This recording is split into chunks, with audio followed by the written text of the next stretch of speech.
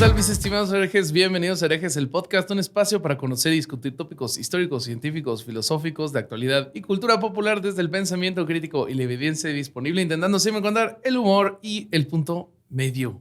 ¿Cómo están, bebés? ¿Cómo están, chiquitines? Objetos de tamaño normal, cargador de teléfono. Ahí va. Muy bien. Aquí andamos en donde no es nuestra casita, pero les traemos episodio, como cada domingo. Estoy con mis coanfitriones, hermanos, amigos, y el Corsario se está durmiendo, Dios mío. No. Si quieres te puedes ir, güey. O sea, estoy bien, güey. Okay. Siento que muy regañón hoy tú. Sí, aquí está Alejandro Vázquez Azpilicueta, el Vasqui. ¿Cómo estás? Bien. No sé para qué nos pusimos los auriculares, porque Bobby no tiene. O sea, alguno está malo. Nosotros con o él sin, no sé. Pues es que como Nos estamos de frente, pues realmente no sé. Tú sí quédatelos, porque tú te alejas mucho del micrófono. Ok, me los dejo entonces. Yo me lo aprovecho para ponerme mi sombrero. Ponte tu tejana. Muy bien, me parece muy bien. Muy contento de estar acá en Ciudad Juárez, nuestra segunda casa después de Tampico, que es la ciudad oficial de Herejes, el podcast, en donde nunca vamos a poder hacer show. Pero a mí Tampico muy ya feliz. está en zona de descenso. No, jamás. No podés decirlo vos sabiendo dos tan pequeños. Así que no, tu voto vale pito. No. Estoy muy contento de los shows, de cómo vienen. Atención a la gente de hoy, mientras se estrena este episodio, vamos a estar en la CCXP a las 18:45. Vamos a estar hablando de crímenes y cómics con Rob Papersheet en el Omelette Stage. Así que estamos muy felices con eso. Vengan a vernos a la CCXP. Que hay tiempo. Si no logran entrar o no consiguieron entrada ya, la CCXP tiene un live stream donde nos van a poder ver. Entonces ahí chequen los 6:45. Sí. Y después lo vamos a hacer episodio, creo. Sí, ¿no? me Más parece adelante que nos vamos lo van a a editarlo, agregarle algunas cosas y lo vamos a convertir en episodio. Pero nada como vernos en vivo. Y el 5 de junio estamos en Monterrey. Quedan pocas entradas. El 6 de junio quedan entradas solo para Jacobo Greenberg en Puebla. Muy, muy poquitas. Y el 7 de junio en el Marqueteatro, que también quedan entradas. Así que acompáñennos en las últimas fechas de la gira. Que ya se filtraron unas imágenes, ¿no? Por ahí. Alguna imagen. Ya vieron que los shows traen sorpresas, amigos. Sí. Aparecen, hay apariciones especiales. Sí, de seres muy extraños y malolientes. Yo diría que son los Tom y Jerry de la cultura mexicana. Sí. Esos dos señores, el karateca y el motoquero. Y aparecen, se hacen cuerpo gracias a la Ouija egipcia en los shows de fraudes paranormales mexicanos. Así que acompáñenos y recuerden que Herejes 2025 es el año de Herejes en Patreon y estamos subiendo contenido de la gira, así que acompáñenos. Hicimos algún contenido con Bobby en la ciudad de Tequila, así que acompáñennos para ver eso. Para quienes van a los shows, recuerden que No te presentó todavía. 5 años haciendo esto. Tranquilo, Corsario. 5 años. Y no te presentó. Habló 3 horas, güey. Pues lo que hago en las pasó, es lo que vendo la presentación. en la Todas las presentaciones son iguales. Yo vendo, después te presentan. No mames, habló de 10 horas del episodio completo. Ya. Permíteme que te presente. Por favor, Bobby, por favor. Querido Vasqui, te presento a la Pascualita de esta vitrina llamada Herejes el podcast. ¿Sabes qué es lo peor? ¿Qué es lo peor? Que antes de que lo nombres, hablé menos de lo que hablo en general, pero como él está en su casa, se disocia completamente. Le vale madre. En cambio, ahora está al lado, entonces no lo puede evitar. No lo puede evitar. Aquí sí ve el teléfono. Sí, sí, lo que quieran. ¿Qué más? La Pascualita de esta vitrina llamada Herejes el podcast del Corsario, Alejandro. Muchas gracias. Araña, ¿Cómo están? ¿Bien? Con calor de a madre, ¿no? Afuera sí. Afuera aquí pero, no, está madre, pero afuera. Yo caminé en la mañana y no estaba Lo tan sufrimos pesado el primer día. ¿No estaba tan pesado en la mañana? No, como ayer no. ¿Y cómo que? Bueno. Pero está bueno el clima, la comida mejor, la gente mejor. El show de Richie estuvo muy bueno también. El show de Richie Farrell, estuvo vayan muy a verlo bueno. por México, que estuvo buenísimo. Sí, cortocircuito de Ricardo Farrell. Está muy chistoso, muy bueno. Sí, y recuerden que, como dijo Vasco, los últimos shows tienen pocos boletos. Ya saben dónde son, ya los dijo Vasco. Y recuerden que en los shows va a haber merch para que compren. Y si no van a los shows porque no les tocó en su ciudad y se les hizo difícil ir, pues ya saben que en chunchos.mx pueden encontrar toda la mercancía de Herejes, Chismecito y Café con Tachas. Que hablando de los shows, hay que aclarar que la mayoría han sido sold out y que la gente que se confió y quiso comprar afuera, algunos se quedaron afuera, amigos. Exacto. Eso pasó en Chihuahua y pasó en Ciudad Juárez. Ajá. En Guadalajara ya estaban advertidos, pero en Chihuahua y en Ciudad Juárez no quisieron venir a comprar a la salida y ya estaba sold out. Sí. Así que no se confíen, gente, no se confíen. Sí, los queremos ver, los queremos ver. Qué lindo el tema de hoy para vincularlo. Blast from the past. Pero para vincularlo con el nuevo Papa, ¿no? Porque me parece que tiene... o sea, si alguien habla de papado y no conoce, pero le gusta la historia, creo que lo primero que se piensa es en los Borgia. Los Borgia. Me parece. Es como... Y si jugaste Assassin's Creed, también. Claro, si te Oye, vas- es que tiene como todo en conjunto, ¿no? Tiene el poder político, tiene la manipulación, tiene La ataques mística, sexuales, ¿no? tiene Es el todo, güey. misterio, la leyenda Sí. que les Y hicieron. la desmitificación también, ¿no? Porque, o sea, toda la cosa de Lucrecia Borgia, que realmente me acuerdo que cuando estudiamos este episodio, era convencidos de que Lucrecia era lo que tanto se había contado en la cultura popular, incluso en las series. Y nada, y ¿no? nada, lejos. Pobre muy morra ahí lejos de haciendo eso. su vida y terrible leyenda. Pero que te dice un hicieron. poco más de lo mismo de la iglesia, ¿no? Que quiere siempre manchar como el nombre de una mujer para justificar otras cosas, güey. Sí, cierto. Totalmente. Pero un gran episodio. Sí, se van a quedar aquí con un gran episodio que hicimos hace ya un tiempín. Pero antes de que se queden con el episodio, muchas gracias a Mesón Studio que nos prestó sus instalaciones para grabar esta intro. Aquí, si quieren grabar contenido en Ciudad Juárez, grandes instalaciones. De hecho, nosotros los tres grabamos con los dos Julios en Sí. su podcast que se viene, o no sé si ya se estrenó, Sí. pero acompáñennos ahí cuando se estrene para vernos a los tres por separado, hablando un poquito de mitos y de datos Sí. Inútiles. sorprendentes. Datos sí, duros, claro. inútiles. Sí. Totalmente. Entonces, denle. Aquí está el episodio. Muchas gracias y los veremos pronto, amigos. Bye.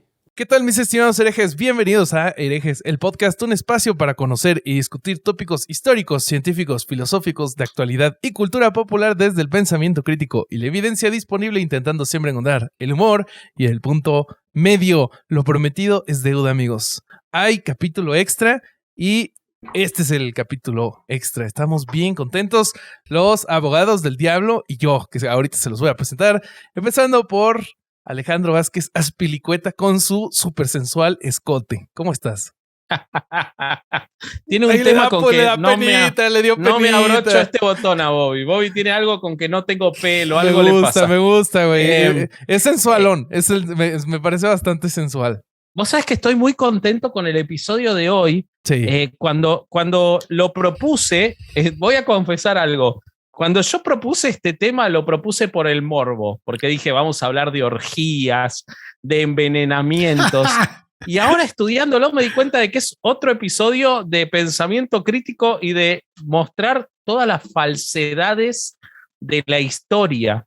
Entonces va a estar buenísimo. Yo tengo que confesar que cuando propusiste el tema, yo me emocioné y dije, sí, jalo, porque yo jugué Assassin's Creed y salen los Borgia. Entonces dije, vamos a aprender de qué van realmente estos señores. Bueno, vas a ver que no, de asesino, salvo César.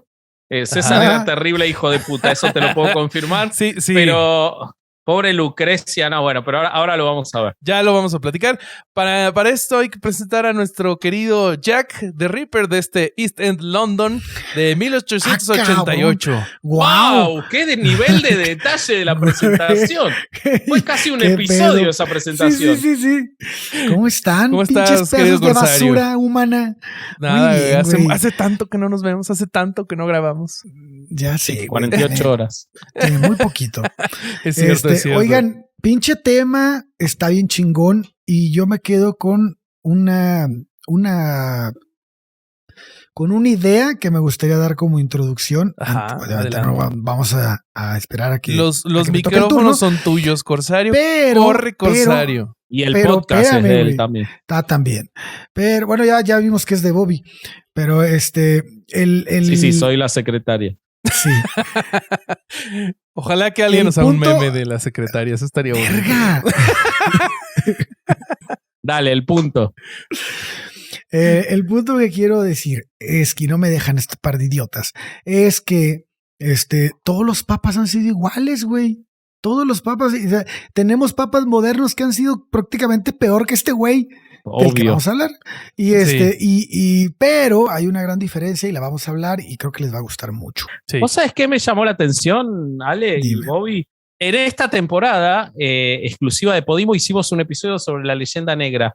Yo no tenía ni idea lo vinculados que estaban los Borgia a la leyenda negra.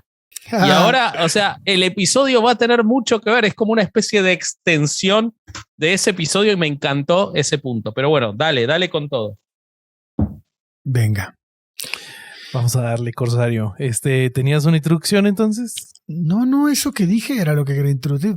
Ya te introdujiste. Yo solo quería dar una frase, güey. Fue todo lo que dije, güey. Yo pensé que ibas a leer uno de tus bellísimos textos, güey. No. Bueno, Dale, pues dale Bobby, entonces. Bobby. Vamos a comenzar dándoles un poquito de contexto, amigos. Esta historia comienza allá en el siglo XV. Donde habitaban nuestros amigos los Borgia. Este periodo es muy interesante en la historia de la humanidad. Tenemos los últimos años de la Edad Media, el comienzo del Renacimiento.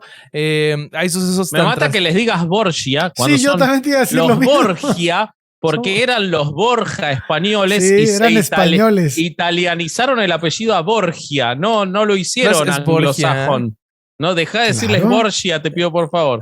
No son un Lamborghini. Es que como mi fuente es Assassin's Creed, y Sí. ahí decían, los Borgia, Eso. vivían en el siglo XV. Y bueno, tenemos sucesos tan trascendentes como el final de la Guerra de los 100 años, tema del que seguro podríamos hacer varios episodios enteros, y que no duró 100, duró 116, con algunos periodos de tregua.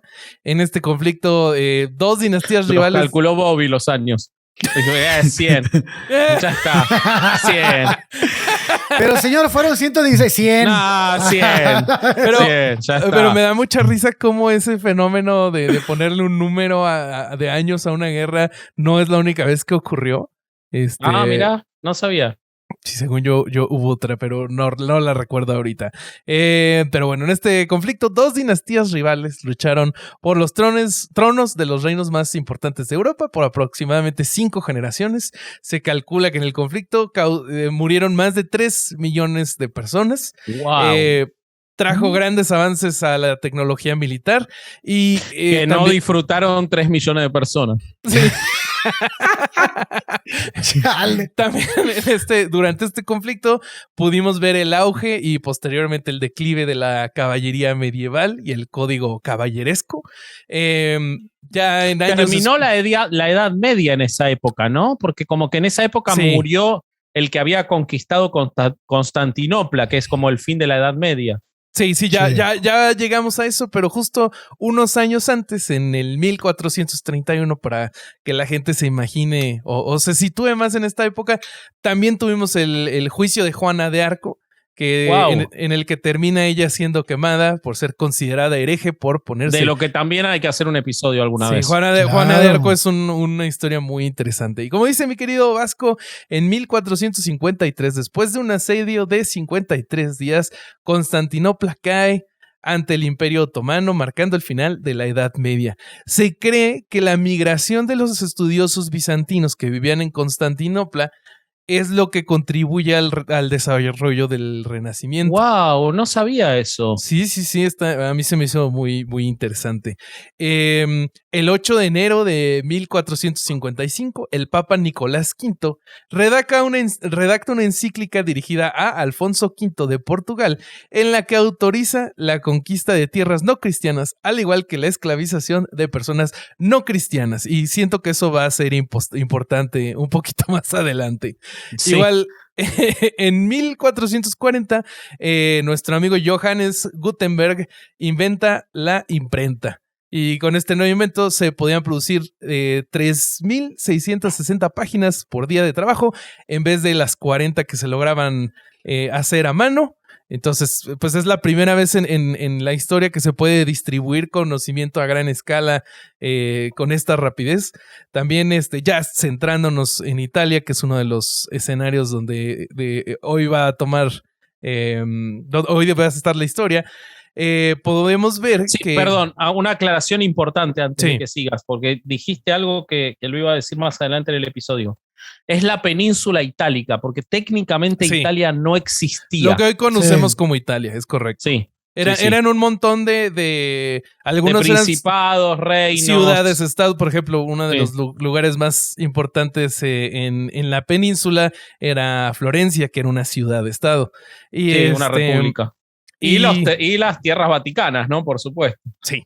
Sí, que tú crees que al inicio del Renacimiento no eran tan importantes, pero ahorita vamos para allá. Para muchos historiadores, la península itálica es considerada el centro cultural de Europa durante este periodo, y al inicio del Renacimiento, la República Florentina comienza a otorgar créditos a diferentes monarcas, lo que hace que se eleve en estatus económico y político. Ahí vemos los Medici, ¿no? La familia Medici toma el liderazgo de la ciudad-estado por medio de sus negocios y se vuelve predominante por alrededor de 3 siglos. Venecia nunca dejó de tener rutas hacia el este a partir de las cruzadas, y ya con el Renacimiento renueva su contacto con Grecia, de donde se obtuvieron un montón de textos que fueron de gran utilidad para los estudiosos de ese periodo. Esto propició, por ejemplo, la fundación de la escuela neoplatónica de los Medici. Tenemos también el fenómeno del patronazgo, o mecenazgo, hay esas dos formas de decirle, en donde familias como los Medici pagaban a artistas, a arquitectos para que hicieran diferentes obras, y por eso tenemos esta explosión de autores, pintores. Tenemos, por ejemplo, a Leonardo, Tiziano, Miguel Ángel, Lorenzo de Medici, Botticelli, Rafael. Sí, de hecho, era un tipo de patrocinio, ¿no? Claro, tanto Alejandro VI como Lucrecia Borgia fueron grandes patronos de las artes. Las galerías de Lucrecia Borgia en su principado, con su cuarto marido, estaban pintadas por Tiziano. Sí. Y pues eso fue de lo que más influenció el arte en este momento. Por eso esa explosión. Y ya para terminar, este movimiento también afectó a los estados papales. El papado regresa a Roma en 1417, pero la ciudad permaneció pobre por los primeros años del Renacimiento. Es hasta 1447 que Nicolás V se convierte en papa y comienza una gran transformación del Vaticano. Después es seguido por el erudito humanista Aeneas Silvius Piccolomini, que me encanta ese apellido, Piccolomini. Siento que se lo podríamos dar a Ricardo Ponce. Sí, porque aparte Piccolo es pequeño y Mini también, ¿no? Es como pequeño. Pequeño, sí. Bueno, él se convierte en... Le quedaría mejor a Maciel, entonces. Oh, no. Es lo contrario al ego de Bobby. Pequeño. ¿Cómo te atreves? Mi ego está muy desnutrido, amigos. Mándenme amor en redes sociales. Pero bueno, él se convierte en Pío II en 1458 y continúa con este trabajo de reconstrucción. Y ahí voy a parar el contexto para no spoilearles la historia. Está buenísimo. Me encantó, está buenísimo. Me encantó. Muy, muy bueno. Y me quiero regresar un poquito cuando dijiste 1417, porque justo ese año es el año en el que muere Jofré de Borja y Escrivá, que es el papá de Rodrigo Borgia. Bueno, ¿por qué es importante ese año? Porque cuando muere el papá de Rodrigo, quien lo visita es Alfonso. ¿Y quién es Alfonso? Bueno, pues es el tío de Rodrigo. En el año de 1455, Alfonso se convierte en papa. El primer papa español, ¿no? Exacto. Y además, bueno, que la historia lo va a conocer como Calixto III, ¿no? Debido a este suceso, Rodrigo se convence de que, pues en algún momento, él también se podrá sentar en el trono de San Pedro. ¿Y por qué piensa esto? Porque cuando Calixto visita en 1417, ante la muerte del padre de Rodrigo, Alfonso le dice: yo voy a ser tu tutor, el tuyo y el de tu hermano. Y entonces le dice: ustedes van a dedicar su vida a tú la vas a dedicar a Dios, y tu hermano yo le voy a decir qué va a hacer. Entonces, él no lo entiende, Rodrigo, en ese momento, porque es un niño, pero conforme va creciendo y lo va educando y le va diciendo por dónde debe de ir y qué es lo que debe de estudiar, entonces él termina por seguir sus pasos y vamos a ver hasta dónde llegó. Pero bueno, entonces Rodrigo se convence al ver a su tío que llega a ser papa cuando es nombrado Calixto III. Dice, bueno, aquí es una muy buena oportunidad para mí. Él comienza a forjarse el camino que con el tiempo le daría la fama que lo va a perseguir hasta su tumba. Algo que debemos precisar es que muchas de las faltas que se le reprochaban, el carácter arrogante, el nepotismo, la vida depravada, todas estas eran escribiendo prácticas... a Vasco, güey. Todas Sobre estas... todo por la vida depravada. Es mal que hables así de tu secretaria, la verdad. Mira, mi secretaria me acaba de flashear hace 20 minutos. Tengo pruebas. Ok. No tenés. Pero está Las tengo tatuadas en mi cerebro, o sea. Ojalá que nunca existan máquinas de leer mentes porque alguien más verá lo que yo vi. Hay pitos más feos. Bueno, entonces. Bueno, pues este carácter que le digo, esta forma de ser que tenía, eran prácticas muy comunes dentro de la iglesia, güey. De hecho, muchas de las personas que lo acusaban se comportaban de la misma manera. La diferencia estaba en que él jamás lo escondió. De alguna forma, esto pues dejaba expuesta la situación interna de una institución que buscaba guardar las apariencias, y por esta razón sus enemigos jamás lo perdonaron. Roderick Lancel y de Borja pertenecía, como era su nombre original, pertenecía a una rica familia de Játiva en el reino de Valencia. Nadie sabe la fecha exacta de su nacimiento, aunque algunos la sitúan el 1 de enero de 1431. Sí. La familia Borja siempre se sintió muy orgullosa de su linaje. Se remontaba a la nobleza más antigua de la corona de Aragón. Su educación marcó prácticamente toda su vida. Para él, la familia fue siempre el motivo y el propósito de sus acciones. Vos sabés que hay una trampita con eso, ¿no? Sí. Es muy interesante. Los ascendientes directos de Rodrigo Borja no eran gente de linaje. Ah, no. No, los que eran gente de linaje eran los tíos, los primos del padre, que eran Gil de Borja y eran gente de mucho linaje en el reino de Valencia. Y el padre, que eran los Borja de la rama de Rodrigo, eran comerciantes.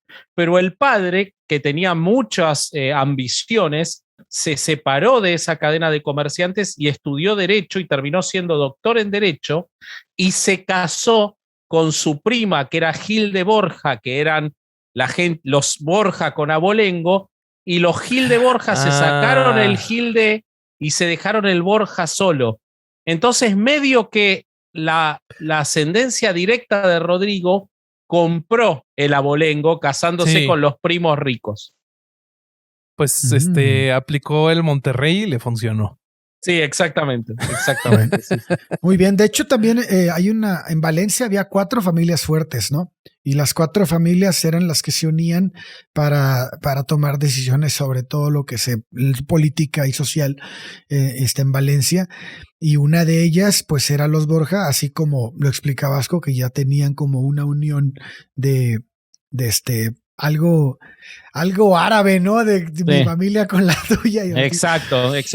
Y algo muy interesante de lo de Valencia es que vos sabés que incluso estando ya en el Vaticano, el idioma que hablaban los Borja, ya Borgia entre ellos, era el valenciano. Mira. Sí. Era como para que nadie los entendiera. Exacto. Muy bien. Bueno, pues como cuando entonces hablas el idioma de la F. Para que un niño no... todo el mundo te entiende. No, pues para los niños no lo entiende. Güey, si hablas el idioma de la F, Diego, no te va a entender nada. El idioma de la F. Verga. Bueno. Este tipo de comentarios imbéciles es lo que hace enojar a la gente en los comentarios de YouTube. Sí, de hecho. Bobby, bueno. deja de interrumpir. Perdóname, Corsario. Perdófona. Coforzafa.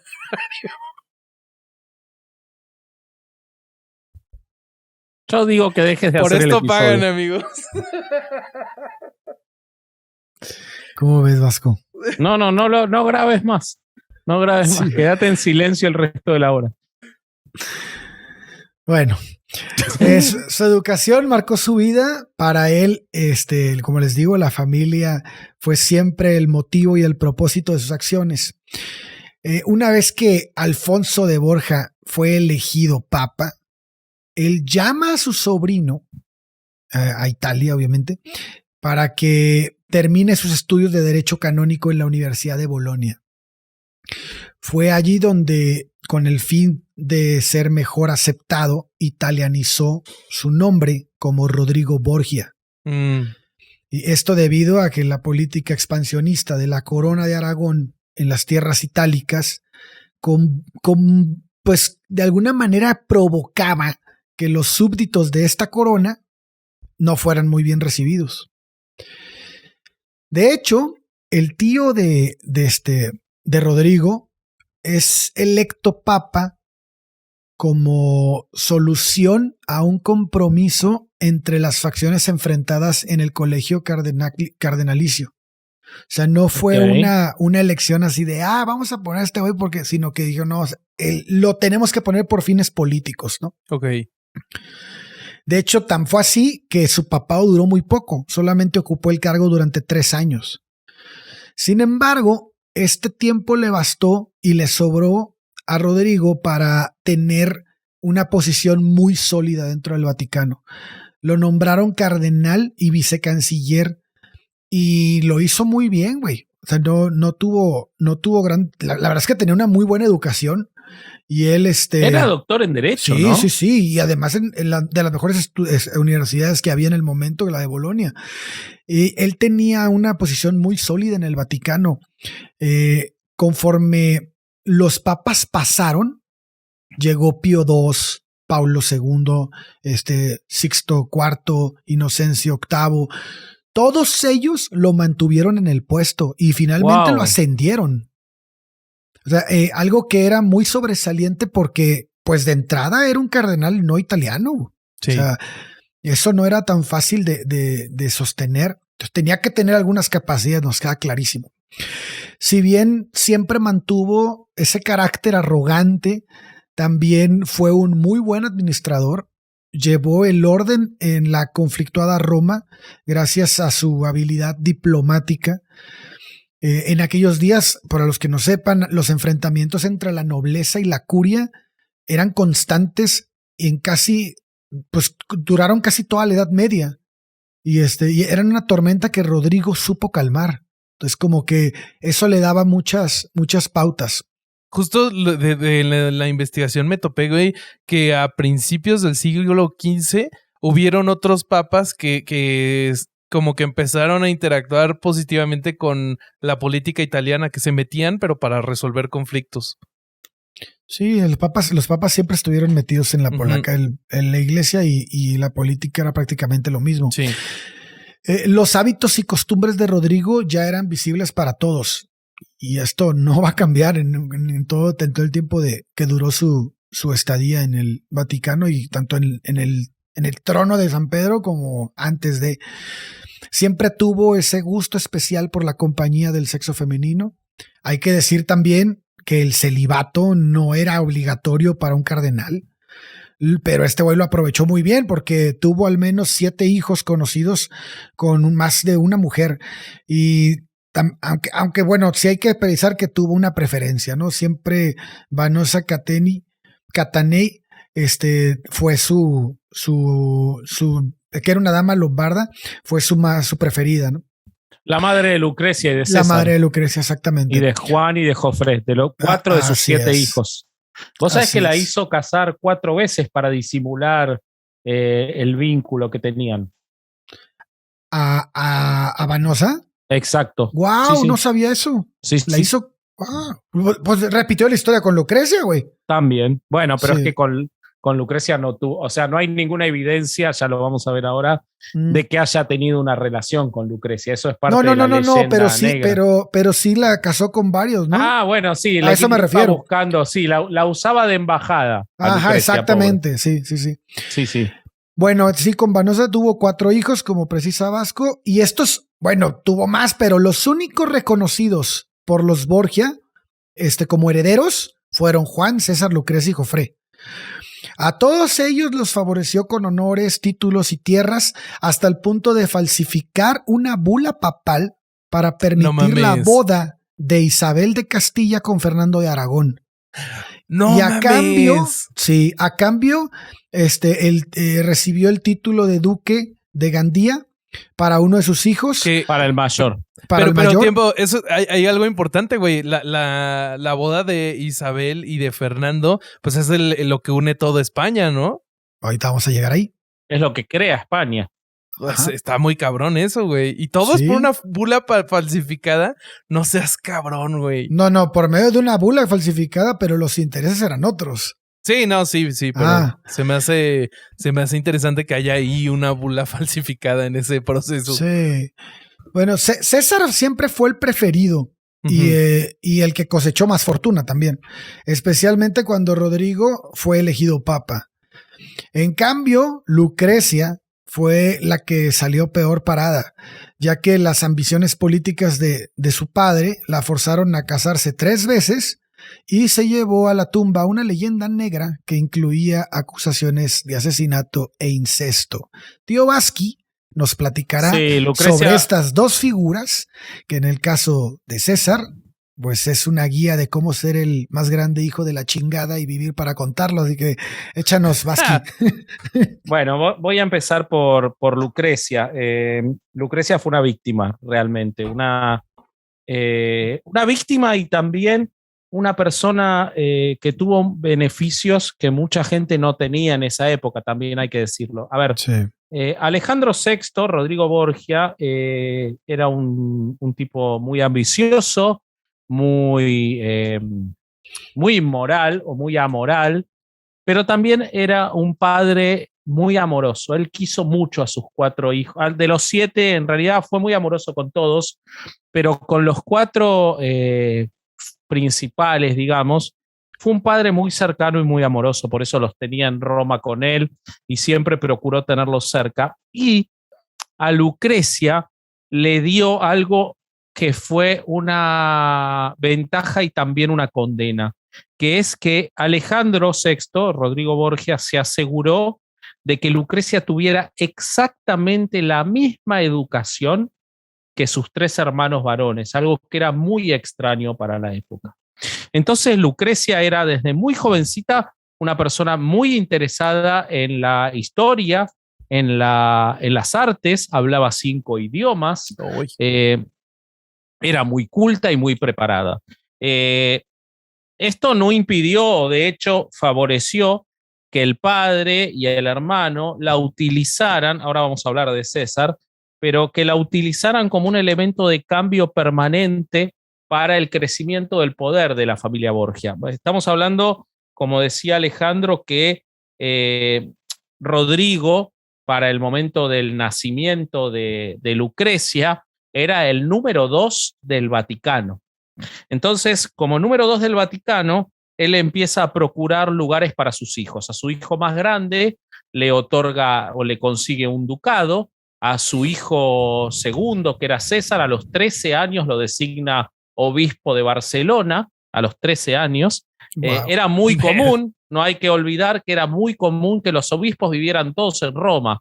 Es decir, era un título nobiliario, no es que lo hizo obispo de Barcelona y se tuvo que ir a Barcelona. Los obispos de Barcelona ya vivían en Roma antes de César y siguieron viviendo en Roma después que César, no vivían en Barcelona. César a los 19 años ya era cardenal, para que se den una idea. Y a Lucrecia a los 10 años le concerta su primer matrimonio. Porque lo que él buscaba con Lucrecia era ir obteniendo un crecimiento en el poder, acercándose a distintas personas en ese momento de España. Entonces, a los 10 años, la compromete con Joan Centelles, que era un valenciano emparentado con los condes de Oliva. Enseguida se rompe ese compromiso. En el 1491, cuando tenía 11 años, la comprometen con Gaspar de Proixido, que era el conde de Almenara, que tenía 15, o sea, pobrecito también lo estaban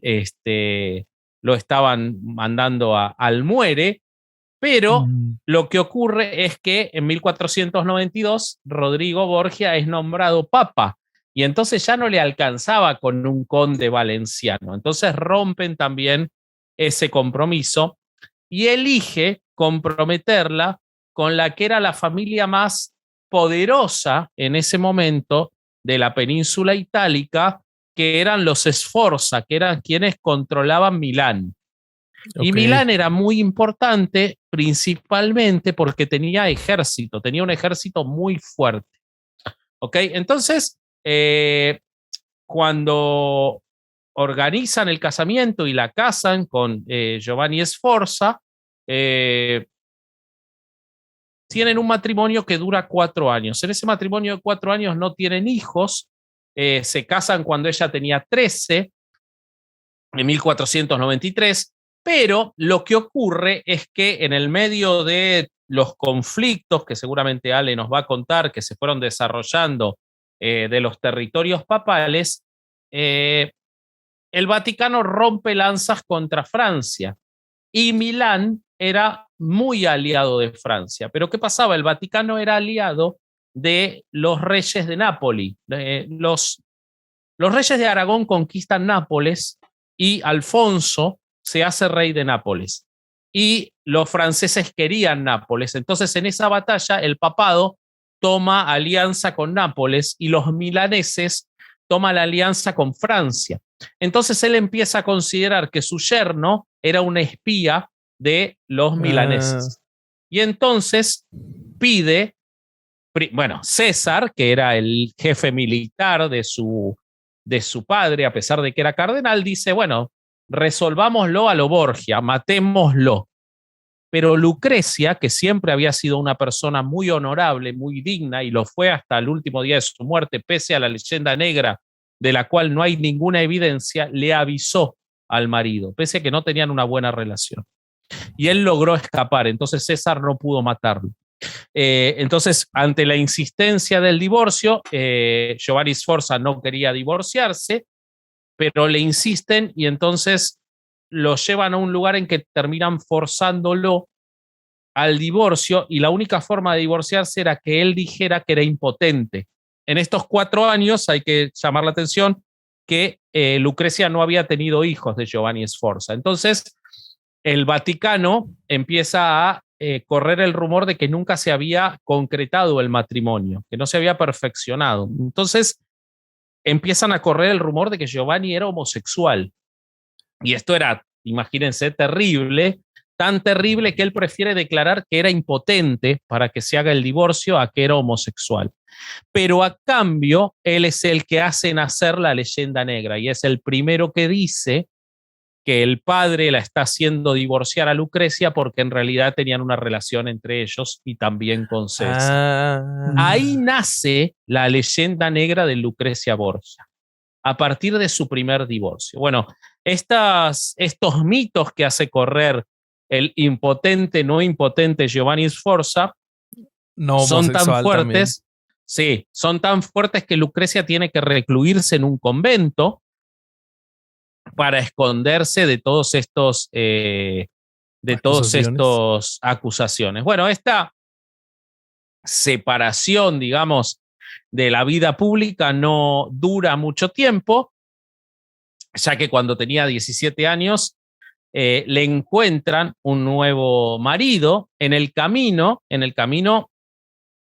César había dejado los hábitos, ya estaba buscando esposa para él porque no le alcanzaba con ser cardenal y estaba buscando lo que fue el sueño de toda su vida, que era crear los estados papales, que eran los estados Borgia. ¿Qué eran era un terreno en la Romagna, es decir, en todo lo que rodeaba a Roma, que fuera de los Borgia, no del papado, para que cuando muriera Alejandro VI, ellos se lo pudieran quedar para ellos. ¿Ok?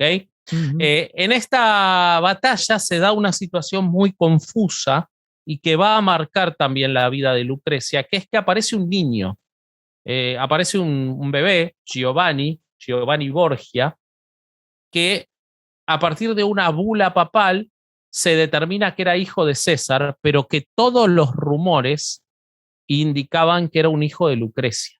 Ahora, Lucrecia estaba divorciada. Sí. Entonces, si había tenido un hijo viviendo en el convento, ¿de quién era? Y por supuesto, se empezó a decir que era del padre o que era del hermano. Lo más probable es que ese hijo haya sido de un tipo llamado Perotto y no del hermano ni del padre, pero los rumores corrían que era de él. Ahora, años después se descubrió una segunda bula papal, una bula papal secreta, en la cual Alejandro VI reconocía que ese hijo era de él. No tenía nada que ver con Lucrecia ni con César. Y esto se sabe, hay un libro de 1939 que cuenta todo esto y sin embargo la leyenda negra sobre Lucrecia siguió creciendo. Había una norma en el Vaticano que impedía que el Papa reconociera hijos propios.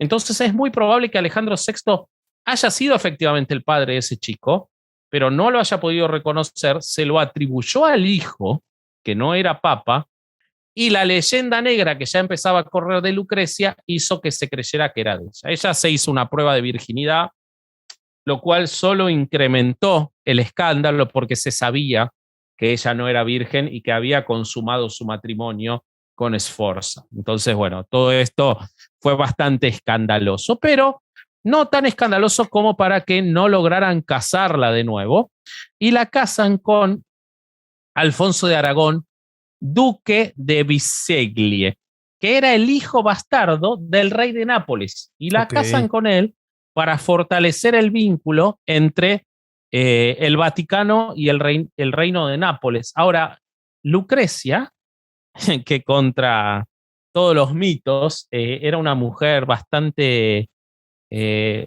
amorosa y comprometida, se enamora perdidamente de Alfonso. Esta la historia la estoy contando bastante de memoria, estoy revisando los nombres nada más porque es una historia que me apasiona, pero Lucrecia se enamora, él también se enamora de ella, de hecho hay declaraciones en las que él habla de todas las bondades de Lucrecia.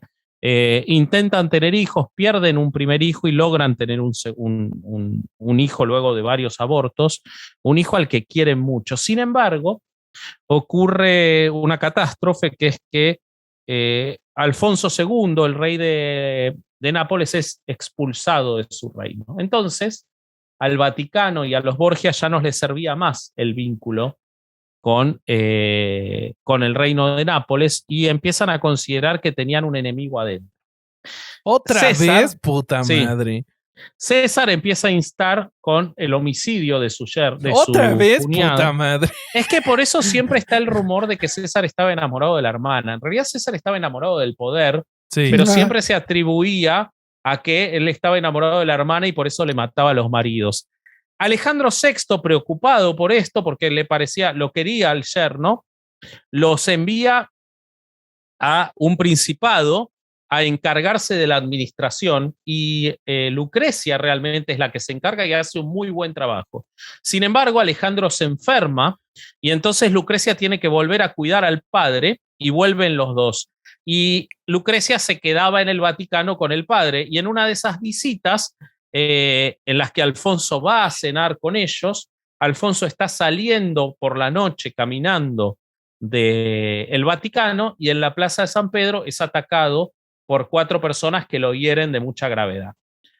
Es posible que hayan sido espías franceses, es posible que haya sido una familia rival italiana, pero lo más probable es que haya sido gente de César Borgia. Él sobrevive a las heridas, es atendido por Lucrecia, pero sin embargo muere cuando parecía que se estaba recuperando. Y la leyenda negra indica que fue ahorcado por César. de nuevo, no hay evidencias de esto, pero siempre la leyenda es que César ahorcó a Alfonso cuando se estaba recuperando en el hospital, hecho que nunca fue perdonado por Lucrecia. Entonces, bueno, de vuelta, Lucrecia Borgia queda viuda. De nuevo, no pasa mucho tiempo porque otra vez Alejandro VI le encuentra matrimonio. Esto de lo que habla Vasco, todo este descarado nepotismo que manejaba Alejandro VI, fue rápidamente despreciado por muchos de los colegas cardenales que estaban en el Vaticano, en especial del que sería su más acérrimo rival, que es Giuliano della Rovere, con quien competiría por la tiara papal en el cónclave de 1492 y pues saldría avante Rodrigo Borgia. Finalmente, Borgia pues ya resulta vencedor. Dicen que puso una buena moneda para resultar vencedor. Exacto. Era multimillonario para ese momento. Sí, Rodrigo dicen Borgia. que sobornó a los cardenales, pero nunca se pudo demostrar, aunque no es nada raro porque... No era algo raro tampoco. No era algo la raro, primera ni la última vez. Pero fíjate que a mí me Dicen que Francisco, para ser electo papa ahora, llevó muchos frascos de dulce de leche y carne envasada y camisetas de San Lorenzo. Sí, resulta factible pensar que fue así, como que teniendo en cuenta la ambición que tenía, que fue así su comportamiento, que pudo haber manipulado, pero tampoco es menos plausible que se debiera a esa extraordinaria habilidad diplomática que tenía, güey.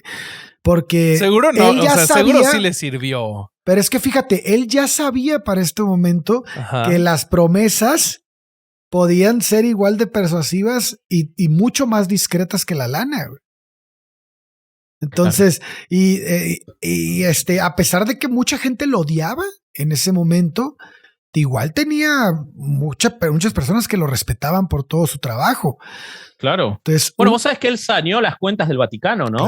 Claro. Y él puso como que le dio estabilidad a muchas cosas. Él era una persona, un muy buen administrador. Bueno, pues una vez elegido papa, Rodrigo, ahora Alejandro VI, empezó como que a acentuar más esta política nepotista y usó el estado pontificio para su interés personal o el de su familia.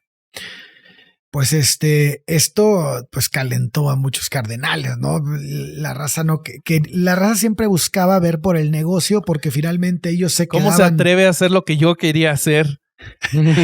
No, es que justo se salía del guacal, porque quienes estaban en el poder dentro de la Iglesia Católica, lo que querían es que el negocio saliera adelante.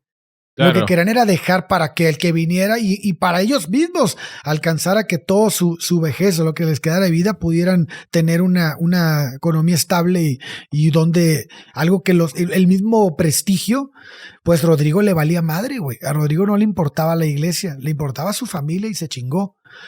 Hace rato Vasco hablaba de Romaña y todo lo que ocurría, pues todo lo hizo pensando en su familia, no en la iglesia. Totalmente. Justo para que cuando él se fuera o muriera, se quedara dentro de la familia. Entonces, eran conscientes de que para muchos cardenales los Borgia serían siempre extranjeros. Entonces, como él sabía esto, pues lo que trató de consolidar fue su poder en Italia con los nobles, no con los eclesiásticos. Claro. El ejemplo más claro fue el que puso Vasco hace rato de César, cuando lo convierte en auténtico señor de muchos territorios de Romaña y en teoría estaban bajo la autoridad del Vaticano. Okay. También los 3 matrimonios de Lucrecia, que lo describió ahorita Vasco muy chingón, que eso les servía para garantizarle la sólida posición con la nobleza italiana. Entonces, finalmente, pues ya vimos todo lo que arrastró, pero también la política exterior es aquí importante, porque él se comportó como un estratega que que pues ya había dado tintes y ya había demostrado de que era capaz. Y en esta política estuvo dictada por un acontecimiento clave. Y ese acontecimiento clave fue la llegada de Cristóbal Colón a América en 1492. Claro. Las perspectivas que ofrecían estos territorios convertían a los reyes Fernando e Isabel, a quienes ya había favorecido en el pasado, y él los necesitaba de aliados, güey. Sí, claro. Porque finalmente todo el territorio del que se iban a hacer cargo, ojo, del que se iba a hacer cargo más la corona de Castilla, que es la de Aragón, porque claro. Acuérdate que la corona de Castilla fue la que financió todo ese viaje. Entonces, su nuevo, el título que les da de Reyes Católicos, con el que se les conoce durante todavía hoy, ¿no? Todavía, sí. Ese título se los da él. Y se los da a cambio de beneficio para los Borja en su tierra natal. Entonces, todos los movimientos que hacía, no daba paso sin guarache. No. Entonces, la verdad es que era una persona muy inteligente y siempre velando por el interés. Esa es otra de familiar. esas historias que me lo imagino como El Padrino, pero en otra época, güey. Claro. Pues sí, güey. Era un Bueno, güey. vos pensás qué tanto es así que César Borgia es la inspiración del príncipe de Maquiavelo. Así es. O sea, todo lo que sí, se habla eso no como sabía. Claro. Sí. Maquiavelo era el embajador de la República de Florencia. Sí. Y hay un momento en el que César Borgia está por conquistar Florencia y todos saben que va a conquistar Florencia y los florentinos no quieren que los conquiste, entonces envían un embajador a intentar disuadirlo. Y ese embajador es Maquiavelo. Y ahí lo conoce y se impresiona tanto que termina basando todo su libro en su persona. Sí, y es que los Borgia reflejan exactamente su convicción de que el ejercicio de poder, el cual era efectivo, a menudo no respondía a los criterios éticos, sino a los prácticos. Totalmente. Entonces, bueno, vos sabés que sobre eso hay algo muy interesante, Ale. La segunda parte de la construcción de la leyenda negra en contra de Lucrecia Borgia tiene que ver con esta practicidad. En el Vaticano, cuando ella enviuda de Alfonso, había un encargado administrativo y maestro de ceremonias que se llamaba Johann Burchard.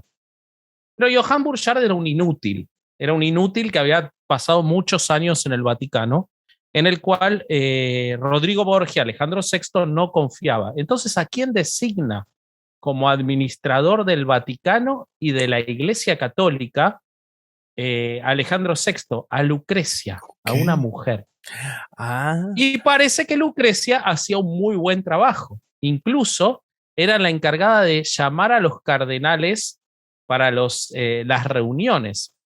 Entonces Johann Burchard, que estaba loco de envidia, es el que difunde más fuertemente la leyenda negra y es el único que registró en sus documentos la existencia de la fiesta de las castañas. Que la fiesta de las castañas es el momento más famoso de los Borgia, que es esa fiesta en la que supuestamente se invitó a muchísimas prostitutas a las que se le ataron las manos y tenían que recoger castañas con la boca, mientras todos los nobles, inclusive César y Alejandro, tenían relaciones con las prostitutas. Todo esto sale de un libro escrito por Johann Burchard, que era una persona que odiaba a los Borgia y que además estaba muy celoso de que Lucrecia, haciendo un buen trabajo de administradora, le había sacado la chamba, como dirían ustedes. Wow. Muy bien. Tremendo uso del español mexicano, me encantó. Sí. Bueno, pues, entonces, pues fíjate, qué datazo, güey. Fíjate que el hecho de que esto que les digo del acontecimiento del descubrimiento de América, si lo analizamos bien, pues fue Alejandro VI quien escribió el destino de América, güey, prácticamente. O sea, wow. En 1493 él publica las bulas alejandrinas. Estas bulas le daban a la corona de Castilla insisto, porque fue la que financió la expedición, el dominio de las tierras que se iban a descubrir. O sea, que se fueran a descubrir y por descubrir también en las islas. Toda la tierra firme del famoso mar Océano y Sí. por ser tierras de infieles en las que el Papa, como vicario de Cristo en la tierra, tiene toda la potestad de hacer lo que él quiera. Entonces, Claro.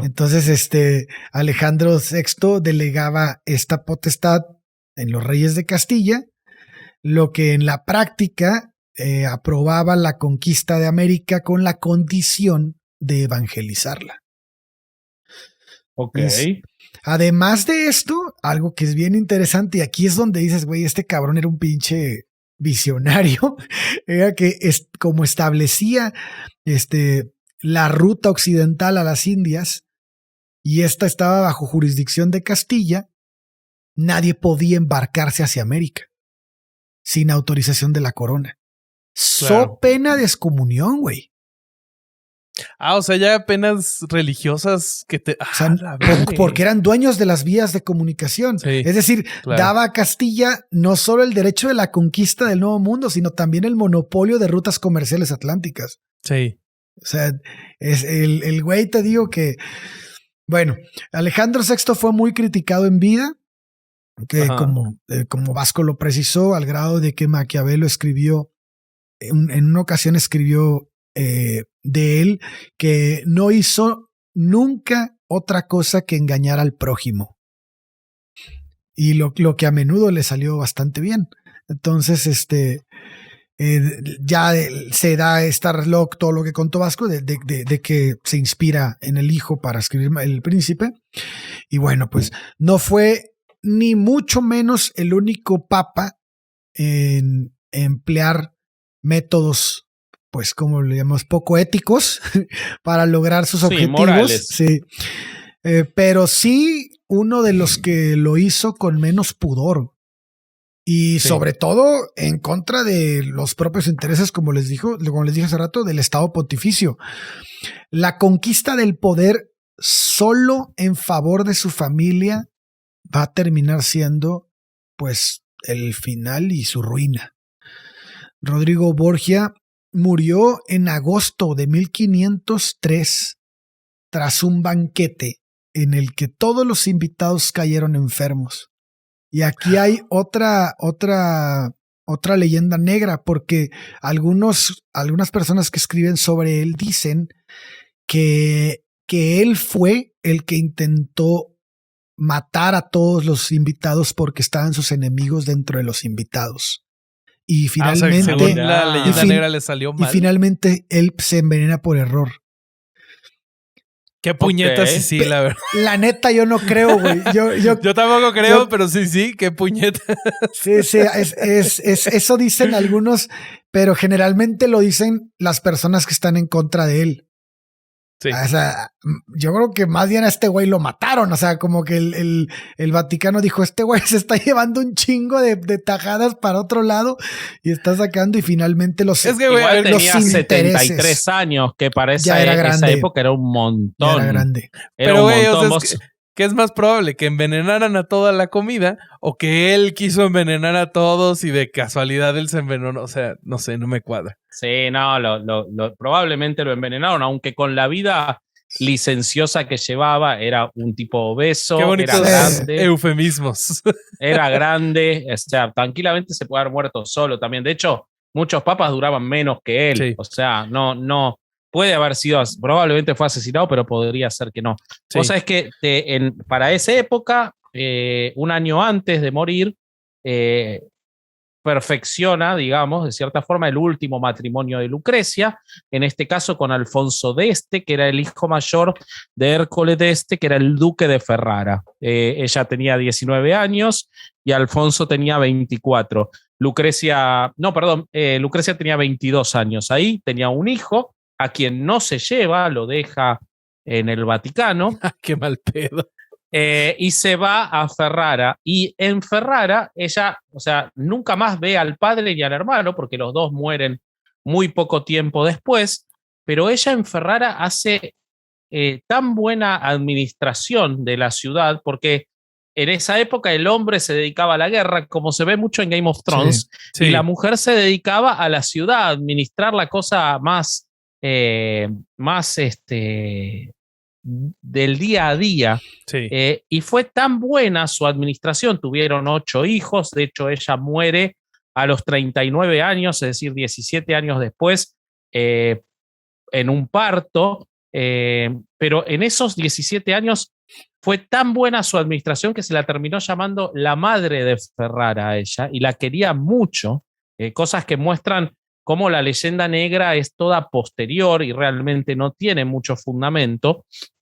Obviamente era una persona muy ambiciosa, pero también muy culta, muy cercana a la gente, fue mecenas de las artes, varias veces tuvo que intervenir por César para que lo quitaran de la cárcel, porque cuando César hace una revuelta, que bueno, no nos va a dar el tiempo para contarla, pero es muy divertido cómo traiciona a todos y termina matando a casi todos los líderes de la Romanía, y podría haber conquistado toda Italia, estuvo muy cerca si no se moría el padre. Sí. Pero al morir el padre, él pierde todo el favor, pierde gran parte del ejército, y termina siendo Lucrecia quien varias veces lo saca de la cárcel hasta que finalmente es asesinado.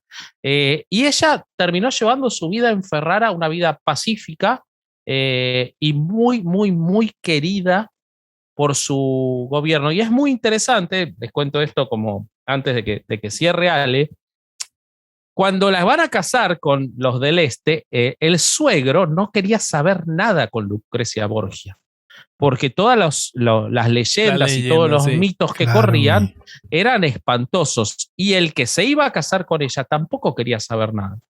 Y cuando la conoce, hay un podcast muy interesante que les recomiendo que se llama Mujeres que hicieron historia, un podcast español en el que cuentan esto y hacen como una recreación, más que contarlo hay una recreación tipo radionovela de los testimonios de quien después fue su marido, diciendo: cuando la conocí no solo era hermosa, sino que era fina, era inteligente, era amable, realmente no hay nada que yo pueda decir en contra de ella, dice su futuro marido. Y el suegro, que no quería casar a su hijo con Lucrecia, había pedido, como no podía oponerse al Papa, había pedido una dote gigantesca, había pedido 200.000 ducados, había pedido que el Vaticano no le cobre más impuestos y había pedido una cantidad de tierras gigantesca. Y vos sabés que quien le termina negociando la dote para que sea lo mejor posible para el suegro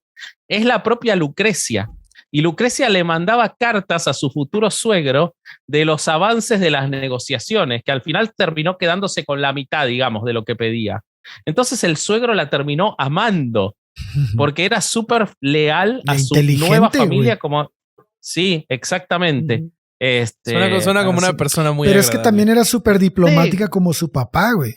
Súper diplomática, muy culta y muy preparada. Sí, claro. Y realmente hay varios libros que hablan de ella como fue la víctima de los Borgia, porque César realmente la dañó mucho, el padre la usó como embajadora.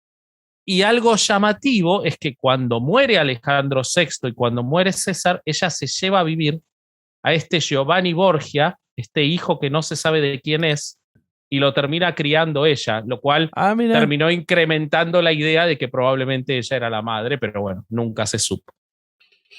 Pues sí, qué buena historia. Sí, no, es muy interesante todo lo que gira alrededor de ellos. Y en cuanto a César, así como dice Vasco, se queda sin nada una vez que muere su padre, pero también, lo obligan a renunciar a todos sus feudos de la Romaña. Y hay una razón muy clara, o sea, también llega al papado Julio II, y Julio II no es nadie más que Giuliano della Rovere, o sea, el archienemigo de Alejandro VI.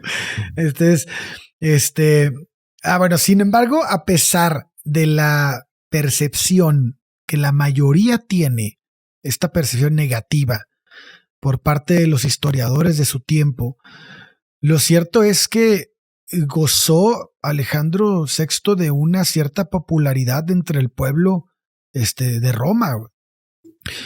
las condiciones de vida mejoraron durante su pontificado. La razón principal fue que actuó con mano dura contra los delincuentes y nombró supervisores que garantizaron el orden público y la seguridad. También demostró ser hábil gestionando. Nunca perdió la ocasión de obtener nuevos ingresos. Por ejemplo, permitió la estancia de los judíos tras la expulsión del territorio español a cambio de un impuesto. Esto le permitió empezar también el mecenazgo, que bajo el mandato de su archirrival Julio II convertiría a Roma de nuevo en una gran capital. Entonces, sí tuvo bastantes avances. Lo que sí resulta innegable es que Rodrigo Borgia no destacó por su gran nobleza personal. Era bastante ambicioso, era traicionero, manipulador, hasta cierto punto cruel. Sí era necesario serlo. Y estas eran cualidades, las cualidades más propias de un príncipe del Renacimiento, ¿no? Que de un vicario de Cristo. Pero bueno, así fue como funcionaron muchos papas, no nada más él, hasta la fecha. Y bueno, pues el ascenso y la caída de su dinastía, así como el recuerdo que dejó, parecen también contradecir un poco a Maquiavelo cuando defendía que ante la duda era mejor ser temido que amado. Pues bueno. Muy bien, me gustó ese Qué bonita final. historia, güey. Muy, muy bien relatada, amigos. Lo hicieron muy bien. Gracias, Bobby. Te mando un beso. Muy interesante, la verdad es muy interesante. Y hay muchísimas cosas que van a quedar la vida fuera, de los Borgia, sí, hay mucho. Busquen, investiguen, hay novelas.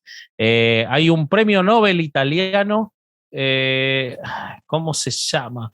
Fo, creo que el apellido es Fo, que escribió una novela que yo leí hace muchos años buenísima sobre los Borgia, y que se las recomiendo mucho. Yo por acá tenía una cita de él. Miren esta cita de Darío Fo que dijo: fue una espléndida mujer, culta, gentil, delicada y casi tímida, y también valiente y fuerte. Pero esa Lucrecia Borgia no vende. Se vende muchísimo mejor pintarla como una gigantesca puta. Hijos de su pinche madre. Qué poca madre. Pero pues sí, o sea, si quieres vender, hay que hacer un cuento espantoso. Muy bien. Los queremos. Bye. Bye. Bueno, amigos, ahí está. Los Borgia, la verdadera historia, ya sin leyenda, ya sin mito. Tremendo, ¿no? Tremenda. Sí. De mis investigaciones favoritas.